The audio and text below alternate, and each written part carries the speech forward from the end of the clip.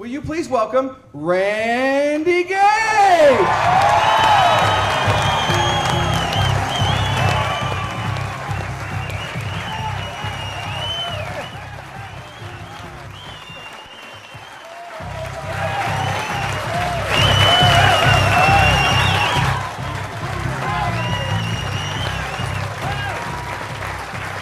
Thank you. Thank you.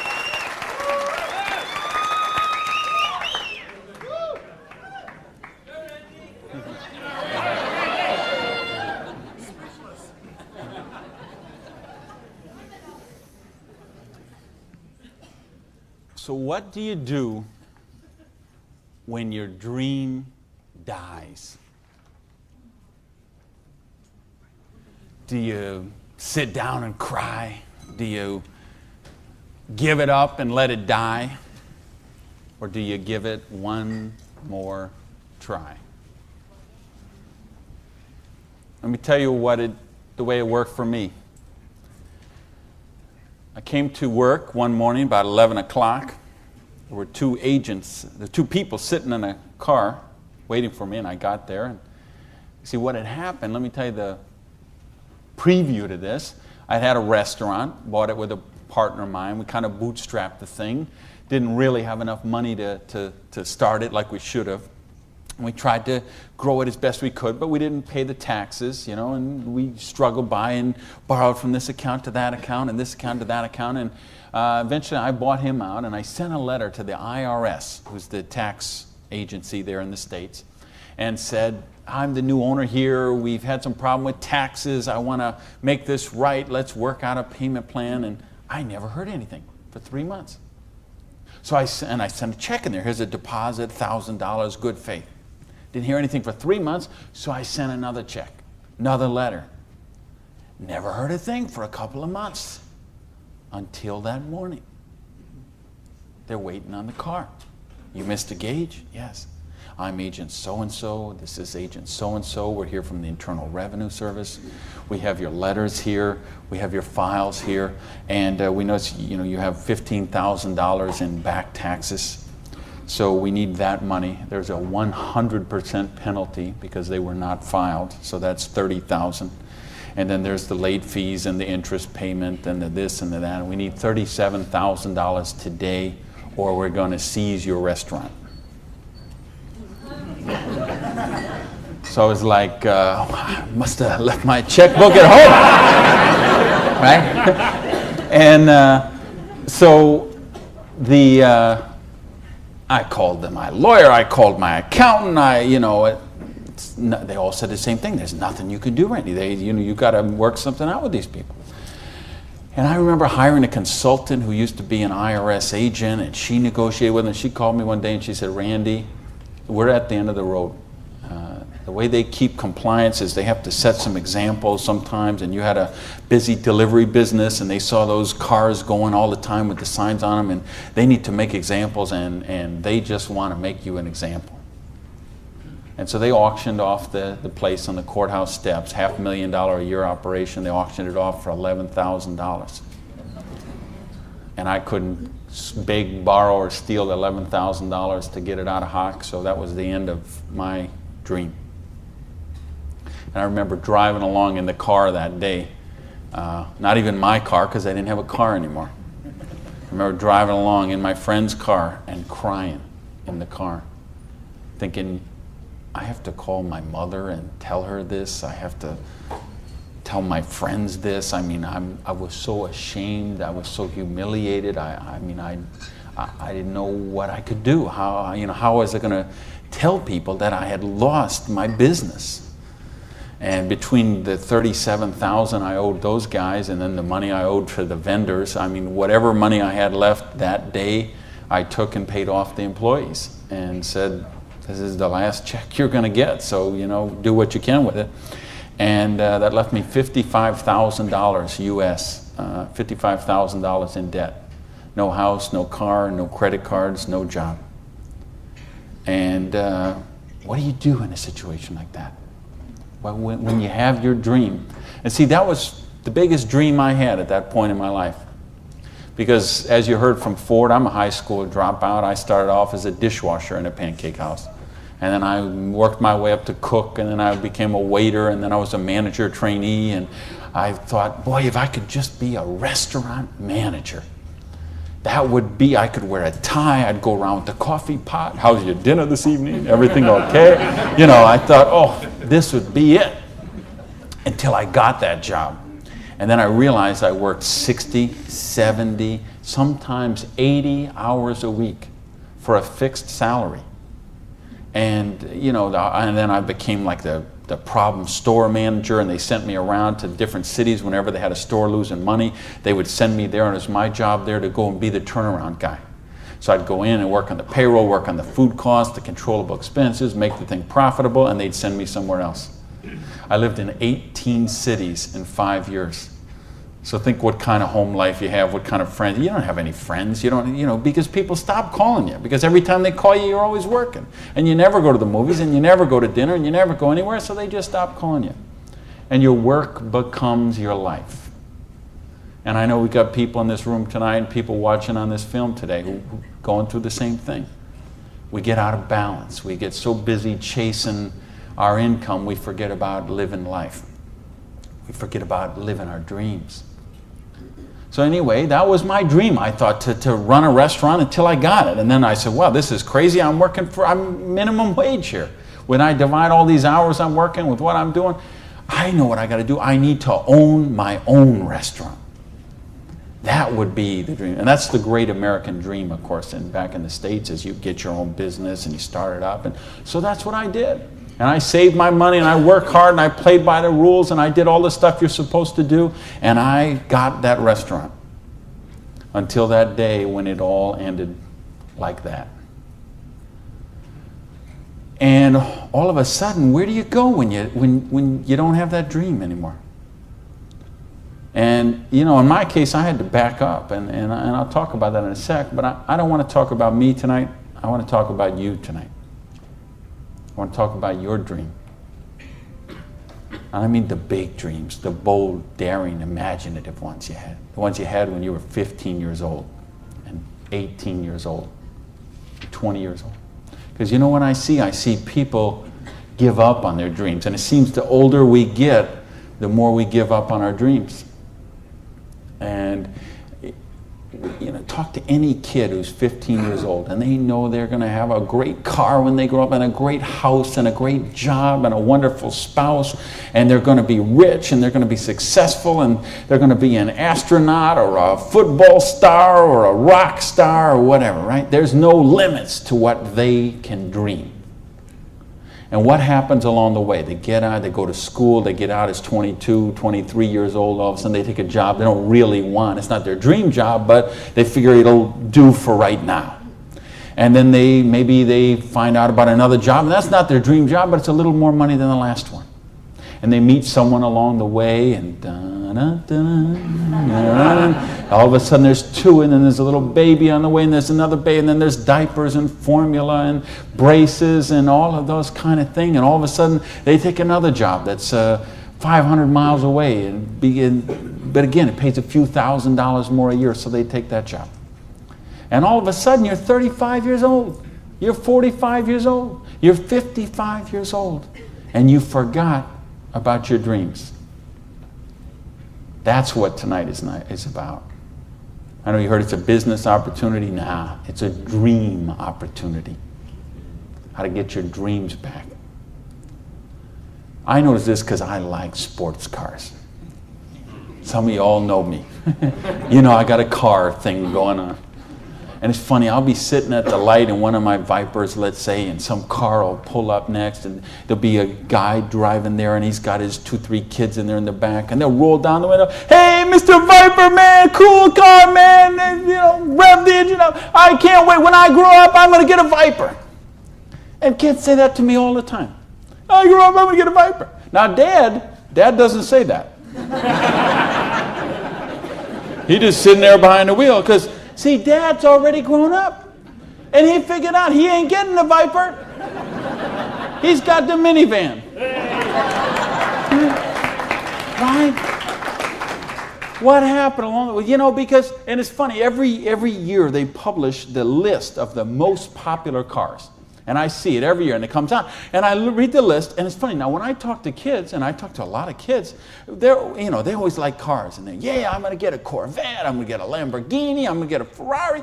And then when they publish this list of the best-selling cars, it's Toyota Camrys and Holdens and Mercurys and Ford Escorts and Geo Metros, the broke mobiles, right? These are all cars they make for broke people. You see that? Like the Holdens you got here. Right? And the Toyotas we got there, and the Chevys we got there, and the Buicks we got there. They make those things for broke people. Now, how come when I see the list of the top 10 things, I don't see Ferraris and Lamborghinis and Rolls Royce and Jaguar and Bentley? Because they gave up on their dreams. They said, well, this is the car we got. There's room for the car seat in the back, and we can afford the payments. And they settle for a car. And they settle for a house. And they settle for a job. And they settle for a life of quiet desperation. When they could be living a life of joy, challenge, growth, adventure, and prosperity. That's what tonight's about. I want you to think about, really, here's the challenge I would give you. I want you to think of 5 things you would do, have, or become if money was no object. I mean, really think about this, okay? You don't have to write it down. I just want you to think about it. But think about if you had Bill Gates' kind of money, if you had Larry Ellison's kind of money, if you were one of these .com billionaires, would you be driving the car you're driving right now that you got here today in? How many people, tell the truth now, if money was no object, how many people would have a different car in the parking lot tonight? Okay. Now, if money was absolutely no object, you had 30, 40, 50, 60 billion dollars, how many people would have a different roof over their head when they went home tonight? How many people have a better wardrobe? Ladies, how many of you would have bigger closets? Right? Yeah. So this tells me something. This tells me you do have dreams. And you want to live them, or you wouldn't be sitting here tonight. See, most of Australia tonight, most of New Zealand tonight, most of the United States, UK, everywhere where they're watching this video, most people aren't gathered like this. Most people are sitting on a recliner, rubbing the hair off the back of their head, drinking rancid fermented hops, watching the Idiot Box. 6 hours a day. And this is their life. Monday morning, 6:30, the alarm clock goes off. And they get, hit the snooze bar. If I could just get 15 more minutes. And they wait 15 more minutes, and they hit the snooze bar again, and they get 10 more. And then they got to get up, and they rush in the shower, and they jump in the car, and they buy their breakfast through a drive-through somewhere, and then they go to a job they don't like or actually hate. 85% of them, a job they don't like or actually hate, and they get through Monday till 5 o'clock or 5:30 or 6 o'clock, and then they go out and they face the traffic going home. They probably get drive-through dinner somewhere, dinner in a bucket to take home to the kids, get in front of the Idiot Box and sit there in a coma till they fall asleep, or they crawl into bed until Tuesday morning, 6:30, it starts all over again. Wednesday, hump day. Thursday, we're almost there. Thank goodness it's Friday. Because you know what Friday means, right? Because Friday means somewhere near the end of the day, the boss is going to say, hey, here, boy. You're going to get out that little paycheck, and they're going to get that paycheck, and for one brief moment in time, it's going to feel like it's theirs. But we know it isn't theirs, is it? because they got all those little window envelopes from the credit card company just waiting for them. And that money is spent long before it ever got there. But for this one brief moment in time, it feels like theirs. So I don't know what they do here in Sydney, but I know what they do in the States. They go out to Pizza Hut. All right? So it's off to Pizza Hut for a deep dish, meat lovers, extra cheese, extra meat, but, Diet Pepsi because I'm trying to hold my weight, And off to the Pizza Hut, and then it's off to the neighborhood video store where they rent 3, 4, 5, 6, 8, even 10 videos to get them through the weekend. And they will spend their entire weekend sitting on that same recliner, rubbing that same hair off the back of that same head, drinking the same rancid fermented hops in a coma all weekend long, video after video after video, so they don't have to think about their life of quiet desperation until Monday morning, 6:30, when it starts all over again. This is life for a lot of people. This is life for millions of people. They're missing out on the real life. They're missing out on the real joy. And I don't want that for you. I didn't come 12,000 miles here to tell you what you want to hear. I came to tell you what I think you need to hear. We got a business here that offers you the chance with unlimited income potential. It's a business to help you be successful while you're helping other people reach success. You choose the hours you work. You pick the people you get to work with. I mean, do you know what a joy that is? Just to be able to pick the people instead of those slobs you're working with. Right? I mean, the tax advantages are extraordinary. The travel opportunity, if you're like me and you love to travel the world, the travel opportunities in this business are simply amazing. Okay? So what's it take to do the business? Well, it doesn't take a lot of money. This is a very low startup cost business. It doesn't take a lot of time. This is a business you can start in 7 to 10 hours a week. And what I'm going to share with you tonight is a 2 to 4 year plan. So you say, is this a get-rich-quick scheme? Yes, as a matter of fact, it is. Okay? Because anything that can get you rich in 2 to 4 years is a get-rich-quick scheme as far as I'm concerned. Because what are most people doing? They're doing the 45-year plan, which is they get a job around 20 years old. They work for 45 years at that dead-end job they don't like or actually hate, and retire around 65 years old and try to live their golden years on half of what they couldn't get by on when they worked. Do you get that? You know, your retirement's about half of what, and I've been in all the country I've been in. I can't tell you how many different countries, and I've been in socialistic countries and free enterprise countries and everything in between, and I can tell you the retirement security, it's the same in all those places. Your golden years, if you're counting on the government to take care of you, if you're counting on pensions to take care of you, you're looking at living your golden years on 50% of what you can't get by on right now. So if your idea of your golden years is walking your poodle around the block, good luck to you. But if you think you're going to travel the world and go see your grandkids and live a wonderful life of leisure, you better take a very good look at what we've got to show you tonight. Because you've got to control your own destiny. You've got to control your own income. You've got to control your own retirement security. And that's one of the biggest benefits of this business. So it's a 2 to 4 year plan, takes 7 to 10 hours a week. It doesn't take a lot of money. So what does it take? It takes the dream. Because if you don't have the dream, you'll never find the 7 to 10 hours a week. I can guarantee you that. You're busy.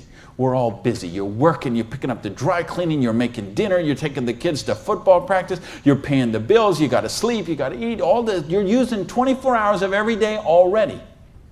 So what's got to give? You've got to find a dream, something that will take you to the frame of mind where you will change the way you live, you will change the daily actions you take, and you will change your mindset for a 2 to 4 year period.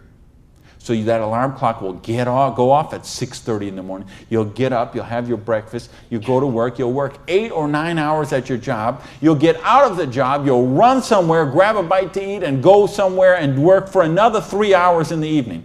When you could be home watching TV, when you could be with your kids, when you could be with your family, when you could be watching a football game or something else.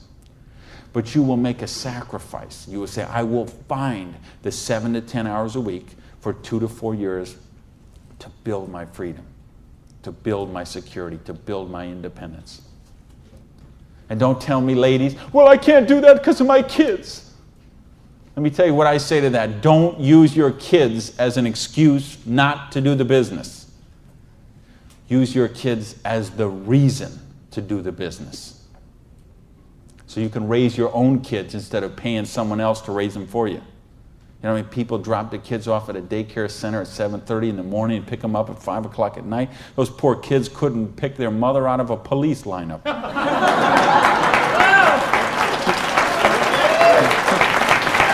Right? Don't use your religion as an excuse. Let me tell you, I missed a lot of church for a couple of years while I built my business.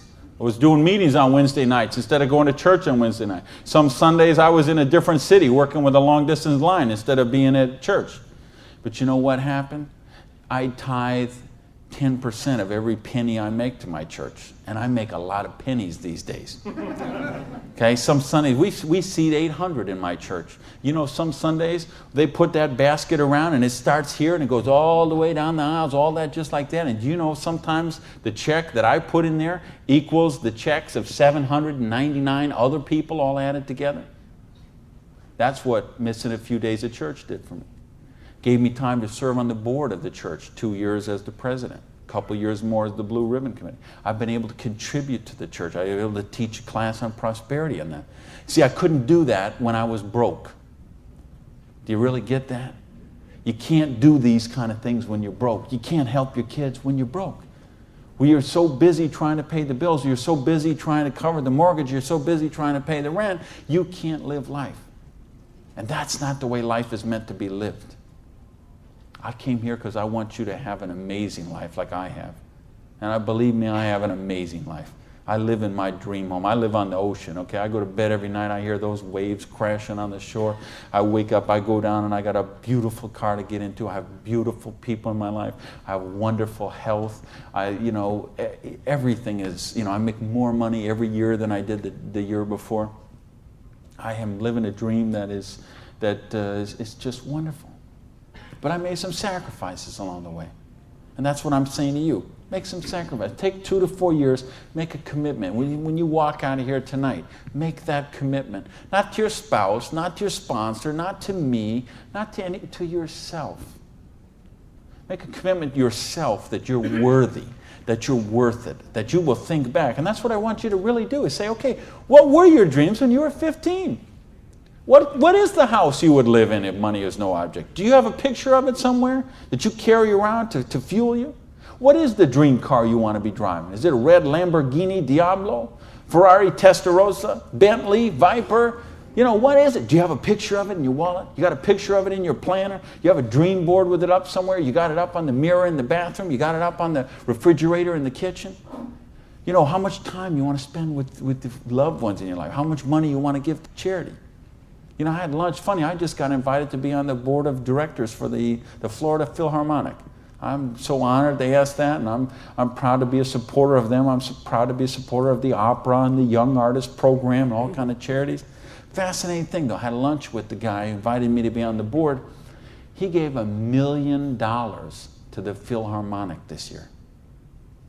$1 million so they can play beautiful music. That's money. That's money with a capital M. That's living a life of dreams. That's living a life of wonder, of joy, of adventure and growth. And that's what I want for you. But you got to know what that is. So please, those 5 things, what would they be? And maybe you're going to give $1 million to your church, temple, or synagogue. Maybe it's you want to take a year off and Study ballet. Maybe you want to take 6 months and go on a cruise around the world. Maybe you want to fly in all your family from all over the world and have a reunion. Maybe you want a house in Paris and a house in Hawaii and a house in San Diego and a house in Berlin. I don't know what it is for you, but you have to know what it is. Or nothing I'm going to talk about tonight is going to make any sense to you. You'd be better sitting home watching Survivor, Big Brother, Fear Factor, whatever one of those shows. You could sit watching any one of those shows instead of be here tonight. Because if you're here tonight, you got to know what your dream is. And we can show you. I will draw out on this board. I will draw out a way and show you how you can live those dreams. And I'll show you how to build some residual income, some retirement security, and you can just do the numbers yourself, okay? And you could say, all right, is there any of those 5 things that I would do, have, or become that I can get with what I see here on this board? The difference is, and here's the secret, okay? You wonder, okay, I know there's nothing for free. There's always a cost. Here's the thing. Here's the secret of everything I'm going to talk about tonight has to do with leverage. It's getting you out of the trap. And there's a big trap, okay? And this is the trap. It's people trading time for money. You work 40 hours, you get paid for 40 hours. So you work 40 hours and you get paid $400 a week. If you're sick half a day and you only work 35 hours, you get paid $350. If you need some extra money because there's something that you want to do, you put in some overtime, so you work 45 hours, so maybe you get $450. Well, you know what? That is trading time for money. Time for money. Hours for dollars. Hours for pounds. Hours for dollars. Hours for cougar ranch. Whatever the currency is. If you're trading time for currency, you can't get wealthy. It's a trap. You got to put some leverage to work somehow to get out of that. Because this is what keeps people broke.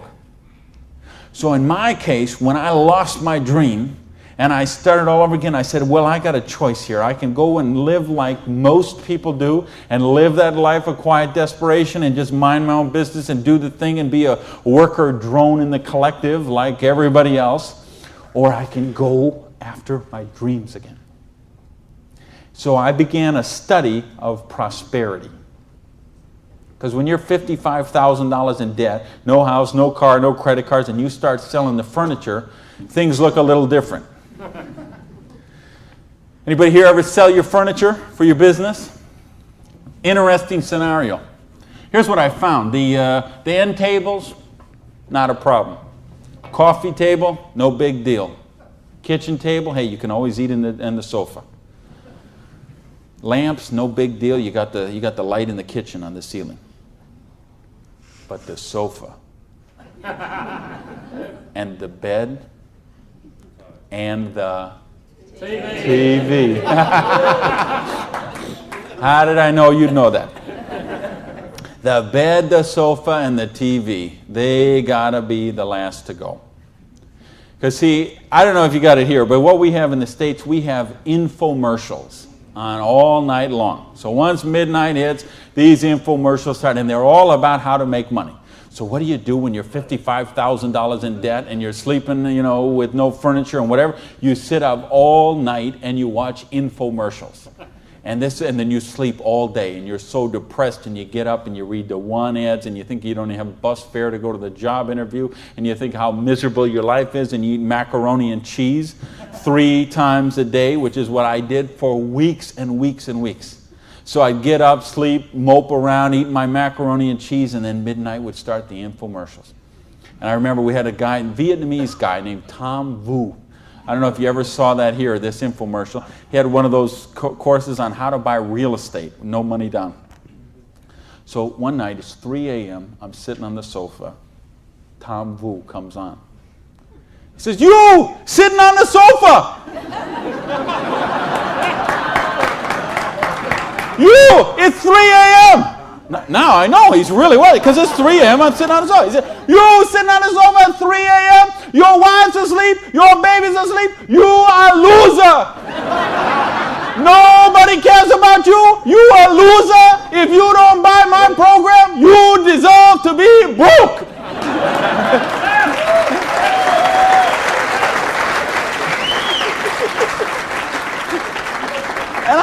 Oh, if only I could afford this, bro. But of course, I didn't have the $199 or whatever it was. So, and eventually, of course, the sofa had to go, the bed had to go, and then the TV had to go. And then something else had to go. And that was my mindset. My victim, loser, woe is me, oh, the circumstances are against me. That mindset had to go. And I had to say, okay, I am sick and tired of being sick and tired. I am sick of being broke. I am sick of being sick. I am sick of being stupid. I'm sick, the truth is I wasn't even broke, okay? Because I would have needed $55,000 to qualify for broke. Okay? I would have been happy to be broke at that point in my life, okay? At that point, I would have been happy to have an alarm clock going off at 6:30 waking me up. Now, is that the dumbest invention you ever heard, though, an alarm clock? You're supposed to wake up when you finish sleeping. But, right, what do? We stuck in the thing. So now at this point, I wouldn't have been happy with an alarm clock. Okay, but I started a study of prosperity. And here's what I found, 2 secrets of prosperity. If you want to be wealthy, secret number 1, you have to be your own boss. You ain't going to get rich working for other people. If you've got to get a job as president of Disney Studios or, IBM calls you up and wants you to be the vice president of operations, maybe you're going to make a lot of money. All I know is those people weren't calling me, okay? And they may not be calling you, okay? So if those people ain't calling you, you want to get wealthy, you got to be your own boss. Because let me tell you a secret. I don't care how nice your boss is. I don't care how much your boss loves you and wants to help you. The truth is they have to buy you at wholesale and sell you at retail. Otherwise, they don't make money and they don't stay in business. So the only way they make money off you is to buy you at wholesale and sell you at retail. So if you want to make money, you got to be able to get up in the morning, look in the mirror, and know that you're talking to the boss. And issue number 2, and this is the most important thing, which we mentioned, you've got to employ the concept of leverage. And this is something, J. Paul Getty, who was one of the wealthiest people the world ever known, he understood this. And he was quoted oftentimes, this is probably his most famous quote, when he said, I would rather have 1% of the efforts of 100 people than 100% of my own efforts. Because he understood the concept of leverage. And he became one of the wealthiest people the world has ever known. So tonight, I'm going to share with you how you can employ this same concept of leverage that the wealthiest people in the world do, and it'll allow you to get your share of that kind of wealth. And I'm happy to say, I'm one of the wealthiest people in the world. Have we ever, in our lifetime, faced such an uncertain future? The plan used to be, go to school, get a great education, graduate from college, and land your dream job in corporate.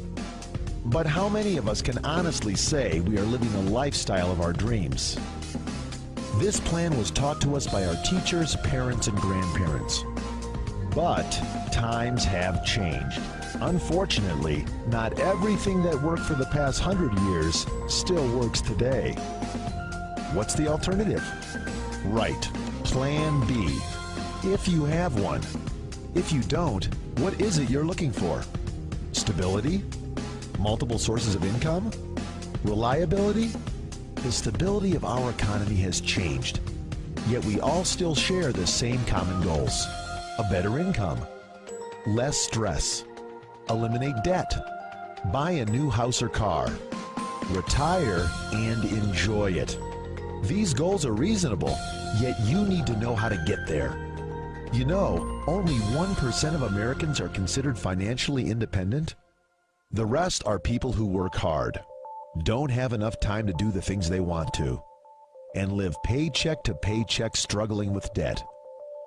Most people are concerned about job security and their financial future. A record number of unemployed people are struggling day to day.